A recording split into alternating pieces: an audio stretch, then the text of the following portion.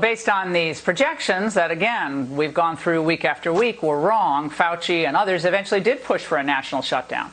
And in places like New York, you can make the argument that that was necessary there. But now, and you look at all these other states, because tax revenues aren't coming in, again, beyond New York. New York is a case in and of itself here.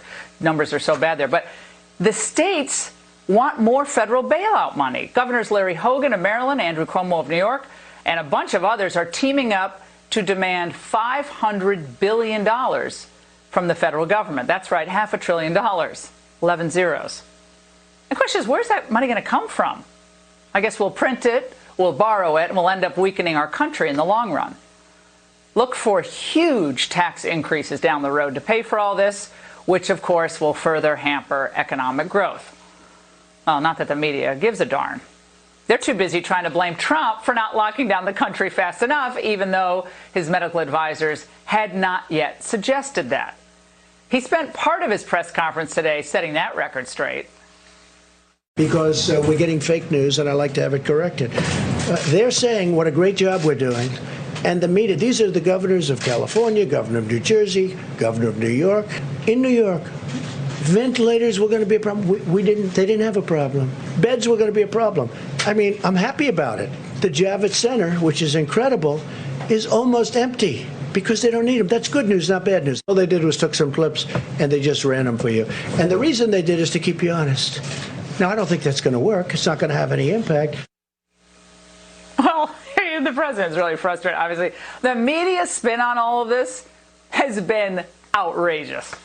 All the while, they ignore the cost, of course, of the other costs that are piling up here. Medical procedures that people are putting off because they're afraid due to this crisis. The cost to our citizens' mental health because of forced isolation.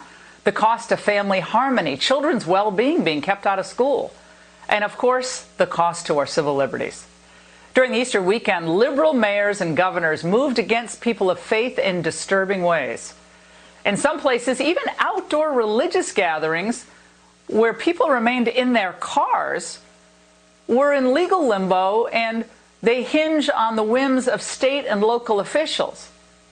Mayor Greg Fisher of Louisville had his police harass churchgoers and who actually dared to attend services, again, in their cars. So if you sit in your car at a liquor store, you're fine, but not at a church. Now, a federal judge slapped him with a temporary restraining order. It was blistering. We're going to get to that in a moment. But I say it's time for Congress and for state legislatures to get back into session.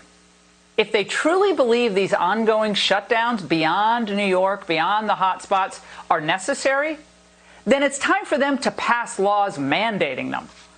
Stop hiding behind emergency declarations for a virus that, while devastating, will probably, in the end, according to the new projections, take fewer lives of working Americans than heart disease or the flu. Get back to work so the rest of us can do the same, Congress.